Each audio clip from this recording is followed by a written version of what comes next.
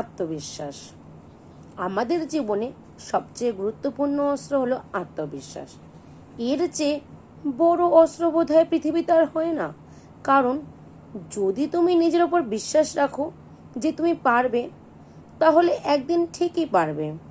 নিজের ওপর আত্মবিশ্বাস রাখাটাই সবচেয়ে বড় ব্যাপার। কারণ আত্মবিশ্বাসই হলো আমাদের স্বপ্ন পূরণের একমাত্র চাবিকাঠি। কখনো ভয় পেলে চলবে না।